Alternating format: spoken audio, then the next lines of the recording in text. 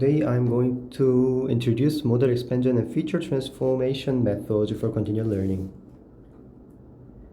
The objective of continual learning is to prevent the catastrophic forgetting, where neural networks lose the previous knowledge by new data's distribution shift. By doing so, we can adapt to new tasks, utilizing parameters learned from prior tasks, and while retaining performances for prior tasks. There are several methods for continual learning. Regularization-based methods are what we can easily think of, and by doing the regularization-based methods, we can maintain the model simpler for generalizability. However, using the regularization can restrict the adaptation to new tasks. And replay methods hold the data from previous tasks, and they retrain the data with the data in the memory buffer. So the performance of the replay-based method depends on the size and contents of the memory data in the memory buffer. Expansion methods expand the model with additional neurons for the new task, and we will talk about this method today. One exemplary usage of the expansion method is a study from the DeepMind. DeepMind introduced the progressive neural network, or PNN, expanding a new column of weights for a new task. So PNN uses weights from prior tasks to train weights for the new task. For example, in the Pong Soup, where there are variations of the ping pong game, or archery, where you can see various types of archery games, they figure out that by using the prior 2 or 3 tasks weights to train a new task weight, that actually lead to better performance compared to not using it or just adapting the last layer of the pre-trained model. And there are 3 papers. I'm going to introduce the 3 papers on expansion and transformation subject. So I picked this paper because they are quite highly cited, or they are quite good quality with used in other papers as baselines a lot. So the first paper is lifelong learning with dynamically expandable networks. They selectively train the relevant parameters and expand the model with formalized conditions. And second paper is scalable and robust continual learning with adaptive parameter decomposition. And they decompose the shared and task-specific parameters and manage the task-specific parameters in a knowledge hierarchy, so that making the parameters and the continual learning process in general to be scalable and auto-robust. The third paper managed the task-specific adaptation on the feature map, not on the weights of the model.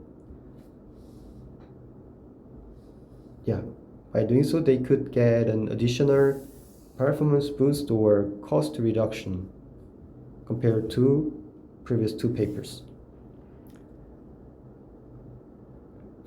So a naive approach of retraining and expansion are like these figures. So you can retrain the whole weight without expansion. There is a naive retraining. Or you can expand the model without any retraining the existing model, because you need to achieve a good performance for the prior tasks still. That can be a naive retraining or expansion. Naive and expansion model. And the third one is to expand the model with retraining the relevant weights of the original model. So for the third approach, for the third type, the first paper deals with that third type. So they formalize the expanding conditions for the network. So they selectively retrain the neurons relevant to the new task. They freeze the 1 to n-1 layers, and they only adapt the last layer in the first time to the new task. So by doing so, they can figure out which elements of the last layer are relevant to the new task. And then they adapt and optimize with that trained last layer for the L-1 layer. So they freeze 1 to L-2 layer, and then they optimize the L-1 layer. So by doing so in reverse order, they can selectively retrain neurons relevant to the new task. However, even if you do that, because they use the same architecture, the target loss may not be met. In that case, you add additive neurons and retrain the whole model. After you're doing that, you check the weight of the neurons, whether it has changed too much.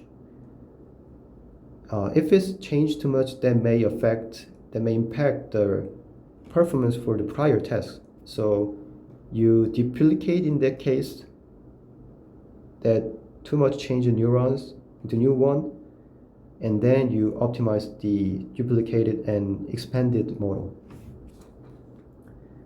However, like the order of the tasks impacts the performance, because that determines how your model expands.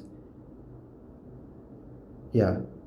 In the sequence, if the sequence of the task comes in be different, then how your model is expanded is also different. So that impacts the performance. And also the model is trained in a non-scalable way because they directly manipulate the weights. And it continuously grows up. And so the second paper tries to solve this problem by decomposing the shared and task-specific parameters and retraining them continuously to make it auto-robust, and also utilizing the hierarchical task parameter management to increase the scalability of this approach. The authors decomposed the weight into shared sigma and task-specific tau I parameters for task I. And they used the M with the T as a mask to hide the irrelevant parameters of the shared weight sigma. After masking the irrelevant parameters in the sigma, they combined them with the task-specific parameter and optimize the model for the parameters. And for the red box part, they limit the weight shift for the prior tasks. So the prior task weights are optimized with a new task when every new task comes in, so that even though the task sequence gets different, they can still have a good performance. Yeah. And another technique from this paper is hierarchical knowledge consolidation.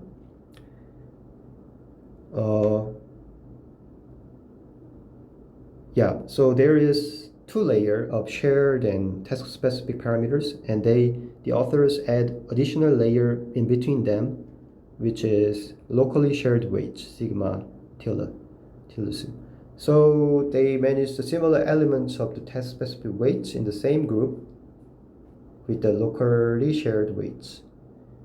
By doing so, they can reduce the redundancy in task-specific parameters with the hierarchy. However, still the shared and task-specific parameters need updates after each task, which leads to additional computational cost. So the third paper, efficient feature transformation, tries to solve it. They train parameters to transform the feature map of the existing model, not directly manipulating the weights not managing the model weights in the decomposable way as shared and task-specific parameters. They instead train new corners or new parameter weights to transform the feature map itself, retaining the dimensions of the original feature map. So what you can see here is the new corner A and B for the original feature map F with the dimension of n by m by k. So the clever trick or clever technique part is that let's say when you use the corner B or the green corner, when you apply the corner B, corner size of the 1 by 1 by B corner to the F, then you get the n by m by k over B. So that's B times smaller than the original feature map. So to compensate that, you use the B times number of corners for the B corner. In that way, you can concatenate the results of the n by m by k over B with B times, which gets you the n by m by k dimensional transformed feature map, which is H. Actually, they said HD, but anyway, they also got summed up with the HS, and then they become H. Yeah. And this was for the 2D convolution layer. How do they transform the feature map to adapt to the new task? And then also in similar manner, they apply it to the fully connected layer. So for the feature vector F, they train a diagonal matrix E to adapt the F to the new task. So by doing that, they also guess another feature vector H with the same dimension with the F while being adapted to the new task. Yeah, and in the settings of class incremental task or class incremental learning, you need to figure out the current sample pertains to which task. You need to define it before you utilize any test parameters or suggest the results of which test parameters. You need to determine which sample. You need to determine the sample pertains to which task. So the author suggests distinguishing the representation by tasks. So to train the task-specific parameter tau t while optimizing it, they add an additional loss term lm to distinguish the representation of tau t with the prior representation from the prior weights tau 1 to t minus 1 with the separability of delta. So they use the Taylor divergence to compare the distributions of current representation of the t task with the tau t parameter and the previous representation, data representation with the previous parameters tau I less than t. Yeah. So following are the evaluation settings. They use several classification data sets for the task. They also did the generative test, so they use some another image data sets, and base architectures are ResNet, VGG, AlexNet, and they use StackN version 2 for the generative task. And for the evaluation, during the evaluation, the objectives were performance in class incremental learning for various data sets, and performance in continual learning with the heterogeneous categories, and effect of forward transfer or expansion or computational cost, and other stuffs. And for the evaluation, they test with the Cypher 100, and they divided that into 10 groups, 10 tasks, or 5 or 20, and they evaluated that in a sequential way to train and adapt to the new task where like includes the 10 classes each for each task. So yeah, the main results from here is that the proposed model uses the utilize the feature map transformation, and they still get the good performance when they adapt to 10th new data sets. And for the heterogeneous data sets, there are like street view house numbers task, the cipher 10 and cipher 100, and yeah, they did a continual learning from SVHN to cipher 100 or in the backward way. In both cases, they showed their proposed model showed a good performance in like adapting to the new task. And for the expansion cost, the PNN is the DeepMind thing I introduced in the early of the presentation, and DEN, it was the first technique paper I introduced, and APD was the second paper. So the EFT authors compare their models with the other like model expansion methods, and they show that they were more competitive in cost, the computational cost, and also accuracy.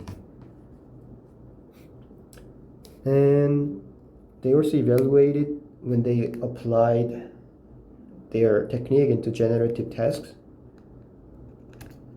And yeah, when compared to fine-tune, as you can see in the visualization, when you like train the generative model for the task 1, which is cat, and then when you adapt it to the bird, then when you fine-tune that, it shows the bird shape for the cat input.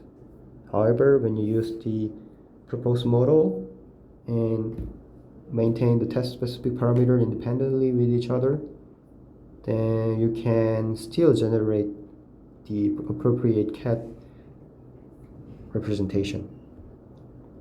So that's what's